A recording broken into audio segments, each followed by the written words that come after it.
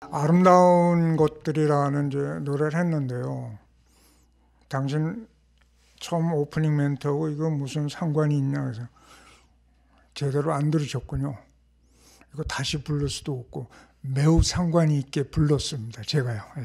자, 그건 그렇고 지금 이런 그 코로나 이균 전 세계가 벌벌 떨고 있는데 정말 우리 바로 옆에 그 안타까운 일이 또 생기고 있어요. 우리 나라에 와 있는 중국 동포들이 얼마나 많습니까? 그동안에 오랫동안 떨어졌다가 정말 고향의 정보다 어떤 민족의 정을 가지고 이렇게 찾아와서 새로운 삶의 터전을 마련하고 있는 분들이 엄청 지금 곤경에 처해 있습니다. 그래서 오늘 한 분 제가 아주 젊은 아주 미인을 한 분 소개하죠. 성함은 박레어나, 직함은 이제 민들레 사랑예술단에서 그 사회를 보시고 그런 분입니다. 어서 오세요. 네, 안녕하세요. 아유, 반갑습니다. 네, 반갑습니다. 네. 처음부터 선생님 노래 네. 너무 잘 감상했습니다. 그래요? 네. 와, 나 가수 다시 해야겠는데. 감성적인 노래 네. 거기에 또 기타까지 함께 어우러지니 네. 정말 너무 마음이 더 차분해지는 것 같은. 네. 오늘도 MC 바꿔야겠네요. 아닙니다. 지난주에도 이제 노정열 씨가 그렇게 재밌게 해주시던 우리 박연아 씨가 이제 예술단에 계시다고 그랬는데 네. 주로 어떤 일을 하세요? 예술단에서 제가 현재는 MC 겸 사무국장으로 사무국장. 일하고 있습니다. 이야, 그럼 예술단 단원들이 몇 명으로 구성됐어요? 저희가 현재는 18명 정도. 18명? 네. 그러니까 분야별로 어떤 그죠. 분야별로 하면 무용, 그리고 노래. 그리고 저희 연극. 네, 연극도 있고 악기도 있고요. 악기도 있고. 네. 연극 같은 거는 어떻게 이렇게 토막으로 이렇게 단막극 같은 거죠. 그렇죠. 네, 저희 연변에서 얘기하면 서품이라고 얘기를 하는데요. 서품. 네, 한국에서는 연극이라고 하는데 저희 연변에서는 짤막한 이런 연기를 보여주는 거를 서품이라고 얘기를 여기서는 하거든요. 이제 또 꽁트라고. 네, 약간 꽁트 그런 같은 성격. 비슷한 그런 거죠. 18명 식구가. 네, 그렇습니다. 정말 재밌겠네. 네. 그럼 여기 와서 그 예술단에 활동하신 지 얼마나 돼요? 저는 지금 2년 좀 넘었습니다. 2년 넘어서. 네. 공연 많이 하셨어요? 네? 공연은 지금 저희가 2017년 9월 3일에 장단을 해가지고요. 네네. 아직까지는 자리를 잡아가고 있는 네네. 단계라서 네네. 공연이 많지는 않습니다. 그래서 지금 열심히 하고 있죠. 그래요. 네. 이번 그 코로나 이 사건이 말이에요. 공연단하고도 매우 밀접히 여러 가지 영향이 많을 것 같은데. 엄청 많죠. 그렇죠. 네. 네. 일단은 지금 대림동만 봐도 그렇고 지금 거리를 가면 사람이 없습니다. 웬만해서는 저희 대림동은 거의 동포들 밀접 지역이어서 그렇죠. 주말 같은 경우는 진짜 붐비거든요. 마치 뭐 명절 세는 것처럼 사람이 굉장히 많은데 일요일에 가도 없어요. 사람이 없고 심지어 지금 어떤 음식점 가게 같은 경우는 문을 닫았고요. 아예. 그럴 거예요. 네, 문을 닫았고 저 같은 경우는 제가 주말 행사를 하거든요. 뭐 칠순, 환갑 그리고 아기돌 뭐 이런 것들을 하고 있는데 사람이 모여야지. 그렇죠. 제가 2월 이달 행사가 전부 다 취소됐어요. 어떻게 해요? 네? 어렵습니다. 그래서 그 계획대로 딱 이렇게 시간표를 짜고 사실 텐데. 그렇죠. 예. 박연아 씨 뿐이겠어요. 다른 분들도. 좀 모든 분들이 지금 좀 안 좋은 상황을 겪고 있죠. 근데 지금은 중국을 갈 수도 없잖아요. 갈 수가 없죠. 갈 수도 없고 네. 지금. 그리고 저희 같은 경우는 이제는 한국에 정착을 하다 보니까 그렇게 사실 중국에 들어갈 일이 없습니다. 아니 그래도 가면은 이제 거기 고향처럼 돼 있는 데니까. 네. 거기라도. 근데 지금은 가나 여기나 똑같은 어떤 감정이. 뭐 큰 차이가 없습니다. 왜냐하면 이제는 동포분들이 저희 부모님 세대 분들이 여기 와서 거의 20년을 가까이 계시다 보니까 이곳에서 가게를 하시고 이곳에서 이제는 집을 마련을 해서 아예 이쪽에서 정착을 하시고 계시기 때문에 저 같은 경우도 저희 엄마가 지금 한국에 22년째 살고 계시거든요. 귀화를 하셨거든요. 그렇기 때문에 뭐 명절에 고향에 갈 필요가 없는 거죠. 요거 이제 고향이 됐거든요. 네, 그렇죠. 제 2의 고향인 거죠. 이제. 부모가 여기 계시니까. 네, 그렇죠. 그 우리 중국 동포끼리들 요즘 고민이 많으실 텐데 이러고 가만히 있을 수는 없지 않냐라 가지고 어떤 대책 같은 거 뭐 이런 거 서로 상의하고 그러시지 않나요? 그렇죠. 대책을 지난 1월 29일에 저희가 대림 이동 주민센터와 서남권 글로벌 센터에서 대책 회의를 열었습니다. 열었어요. 예, 어떻게 하면 저희 코로나를 예방할 수 있나, 2차 예방을 할 수 있겠냐, 그리고 네네. 올바른 대책을 하고 그리고 뭐 철저한 예방을 위한 그런 시간을 가진 거죠. 아, 그런 많이들 왔어요, 사람들이. 네, 각 단체장님들과. 그 주로 어떤 것들이 그 결정을 했습니까? 그 회의에서 이렇게 해보자, 저렇게 해보자, 뭐. 그러니까 왜냐하면 그 한국 버스나 이런 곳에 보면 아직까지는 중국어로 된 문구가 없습니다. 그래서 저희가 왜냐하면 한국에 미 등록된 외국인들도 많이 계시기 때문에 저희 동포분들뿐만 아니라 한족 분들도 많이 계시잖아요. 그렇죠. 그러면 한글로 된 문구를 볼 수가 없어요. 그래서 그날 대책 회의를 한 게 뭐냐면 이거를 각 지역이나 네네. 뭐 여행사나 이런 곳에 그러니까 중국어 문구로 된 이거 전단지도 드려야 된다. 그래야만이 한쪽 분들도 이거를 보고 경각심을 높일 수 있기 때문에 그 문구의 내용도 어떻게 해야 되는 거 아니냐라는 것까지. 그렇죠. 예, 이제 뭐 손을 어떻게 씻고 마스크 끼고 외출을 해야 되고 그리고 뭐 14일 이내에 발열 14일 이내는 무조건 신고 전화 이렇게 해야 된다. 예, 이런 문구들이 다 들어가 있는 거죠. 아무튼 저희도 불편한데 저희도 여기서 태어나고서 사는 대한민국 국민도 불편한데 이게 제2의 그렇게 또 고향이라고 찾아오신 분들이 그냥 아까도 지금 식당도 그냥 문을 닫은 집도 많다고 그랬잖아요. 네, 오늘 보니까 아예 닫아버리더라고요. 네, 그 전에는 그래도 혹시나. 영업은 했었는데 예. 오늘 보니까 몇 집은 아예 문을 닫았더라고요. 그리고 그 우체국 같은 경우는 오늘부로 중국에 보내는 우편물은 중단한다고 그렇게 공지가 뜨더라고요. 이거 어떻게 해요? 나 참 내가 얘기만 들어 지금 답답한데. 그러니까요. 네. 마냥 그냥 이렇게 그렇죠. 마치 물건을 보내면 그 물건에서 바이러스가 막 전염되는 것처럼. 네네네. 저희도 사실 이쪽에서 한국에서 중국 쪽에 뭐 마스크나 이런 것들을 보내야 네네. 그분들도 또 지금 사용을 할 수 있는 거잖아요. 네네. 그럼 중국에 지금 없어요, 아예 마스크가. 없대요, 진짜. 네, 진짜 없습니다. 근데 우리도 뭐 보니까 지하철역에 그 비치한 마이크를 마스크를 통째로 상자째 막 집어가고 이래가지고 이제 마이크가 필요하신 분은 영무실로 와서 가져가십시오라는 안내문을 붙였다고 그러더라고요. 네네. 그리고 또 뭐 어느 그 배송회사는 마스크 값을 올리면 다음에 당신들하고 거래 안 한다까지 엄폴로 하면서 하는데도 마스크 값이 천명. 마스크 값이 5배 인상을 했다고. 5배가 뭐예요? 네, 막 지금은 10배라고. 10배예요, 10배 올랐다고 그러더라고요. 그래요. 그래서 이거는 진짜 피해자분들을 위한 게 아닌 뭔가 장사를. 그러면 그 지금 예술단 단원들은 연습도 그동안에 하고 좀 이래야 되는데 그거 일체 못하고 다 중지하고 있겠네. 다행히도 저희가 1월 19일에 네네. 한중 설맞이 야외를 해가지고요. 연습은 그 전에 했고 끝났고. 공연이 끝난 바로 다음 날 이 기사가 뜨더라고요.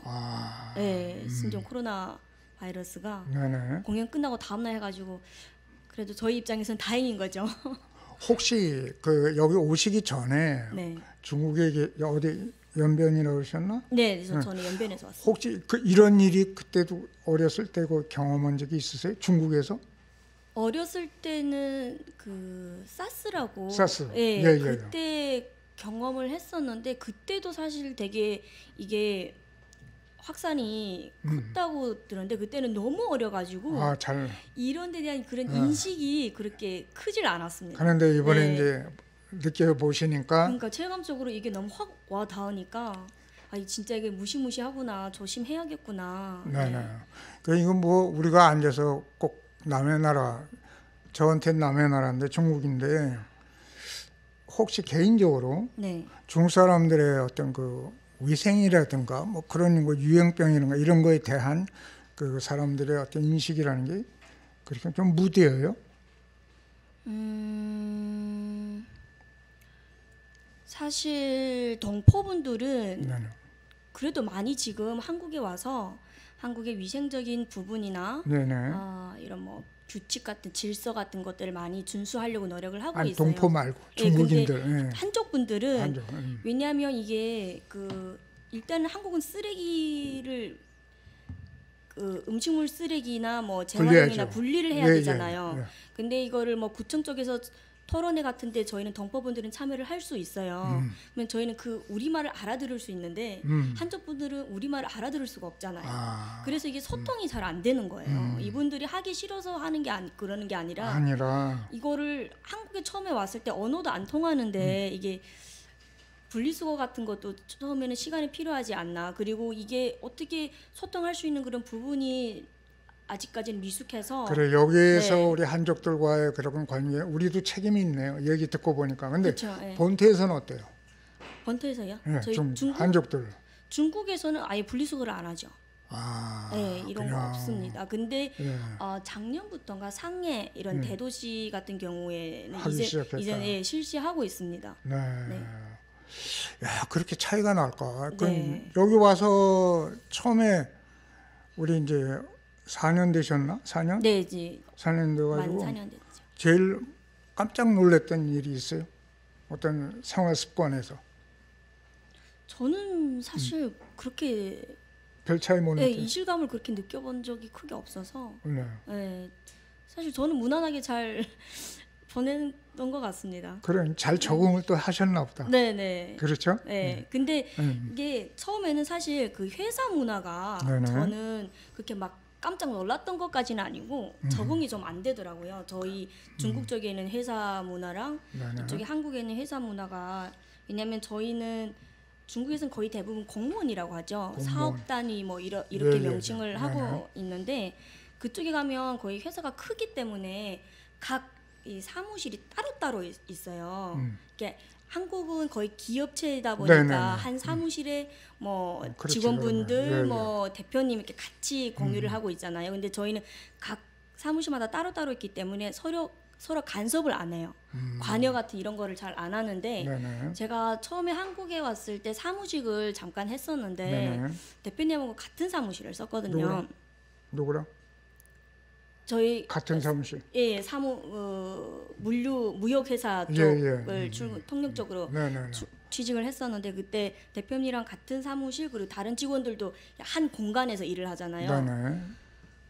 너무 숨 막히더라고요. 아, 그리고 예, 이게 예. 대표님 그 뭐 심부름 같은 거 저희는 중국 쪽에서는 각자 알아서 하거든요. 네, 이렇게 뭐가 윗사람이라고 해서 직원분 보고 커피 타오라 이런 거 절대 안 시켜요. 야, 근데 우리는 한국은 그러면 전부 꼰대라고 그래. 근데 한국은 아직까지 그거를 좀 하시더라고요. 그래서 예, 제가 말씀을 드렸죠. 저희 그렇게 심부름 시키면 꼰대라는 젊은 사람들이 저건 꼰대 이런다고. 요즘은 그러나요? 예, 예. 그래도 이런 부분 그리고 음식 먹을 때도 네네. 그렇고 점심 같은 경우 뭐 대표님 눈치를 보면서 뭐 가격 얼마 정도짜리를 예를 들어 대표님이 5,000원짜리 먹으면 직원들도 같이 따라서 먹어야 된다. 약간 그런 그거를 직원분들이 저한테 얘기를 해주더라고요. 저는 그냥 마냥 먹고 싶은 걸 비싼 거를 주문을 했는데 눈치가 없다고.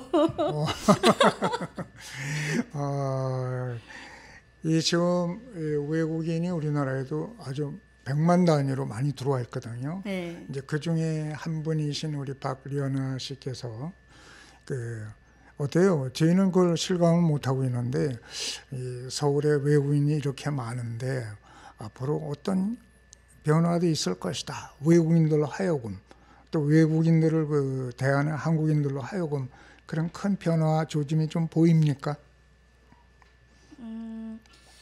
저는 지금 점점 이게 개선되고 있다고 생각을 합니다. 왜냐하면 개선.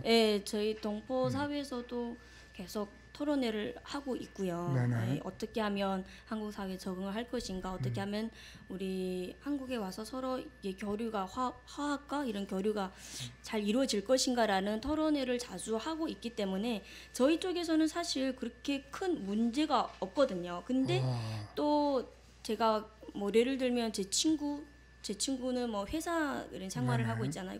근데 그쪽에 가면 또 나름대로 또 애로 사항들이 또 있고, 그러니까 이게 아직까지는 좀 갈라져 있는 그런 느낌은 전 있죠. 근데 시간이 필요한 것 같아요. 그 저희가 볼 때는요, 예를 들어서 우리 중국 동포 중에서 조선족이라고 그러잖아요. 조선족은 조선족이라는 말이 표현이 듣는 사람들은 명쾌한 건지 불쾌한 건지는 모르겠어요. 근데 저는 되려 지금 여쭙고 싶은데 한국 분들은 아 조선족이세요라고 물어볼 때 어떤 마음으로 물어보시는 건가요? 아니 중국인하고 구별이 안 되니까. 아 그냥 그래서, 궁금해서. 그렇죠. 그래서 그러니까 네. 뭐 한족이세요? 그러니까 중국인이세요? 아니면 조선족이세요? 그런 의미에서 물어요. 왜요?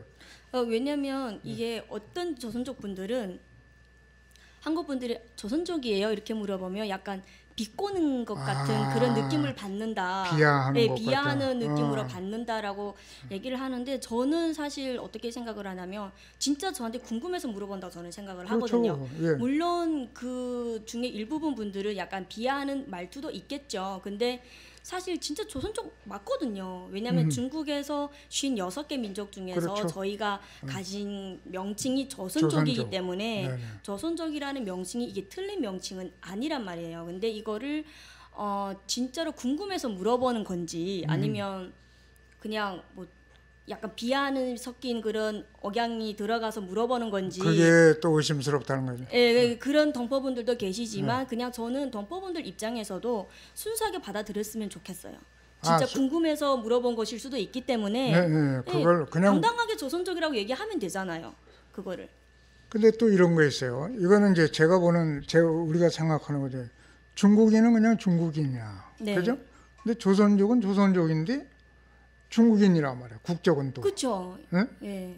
이제 그런 거에 대한 우리 서울 사람으로서는 그것도 궁금하거든. 그러니까 중국 내에서 한족하고 조선족하고의 어떤 또 차이가 있는 게 아니냐 하는 그런 의구심도 갖는단 말이에요. 그렇죠. 그거는 그냥 민족적으로 지어진 명칭이고 어쨌든 저희도 학교를 다닐 때는 당연히 저희는 조선족 학교를 다녀요. 한족 네네. 학교를 다니는 게 아니고 조선족 학교에서 우리말을 배우면서 그 안에서 중국어도 배우는 거죠. 네네. 근데 예를 들면 한국에서 한글을 배우지만 영어를 배우는 거랑 똑같다고 생각을 하시면 돼요. 네.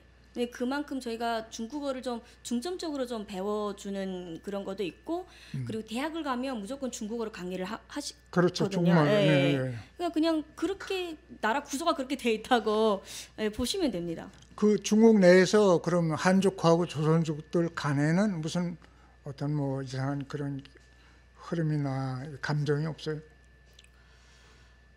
사실 저희 연변 쪽에는 그렇게 거의 연변 쪽의 한족분들도 조선족이라고 보시면 됩니다. 왜냐하면 제가 연변 조선족 자치주잖아요. 근데 그쪽에는 한족분들이 저희가 조선어를 너무 많이 하다 보니까 저희 말을 알아들으세요. 그리고 간단한 언어도 함께 구사할 수 있고 네네. 그러다 보니까 그렇게 큰 뭐 차이점은 못 느끼고 근데 다만 타 지방에서 타 지역에서 오시는 분들 이런 분들은 좀 어느 정도 차이점은 있죠. 네. 그 차이점이 있다는 게 어떤 뭐 상황에서 뭐 이렇게 편차를 두고 사람을 그거는 없습니다. 없어요? 네, 그거는 없습니다. 그러면 전혀 없어요? 네, 단지 그냥 언어가 저희가 아무리 중국어를 배웠다 하지만 그래도 한계가 있거든요. 저희가 한족말을 중국어를 하는 게 한계가 있습니다.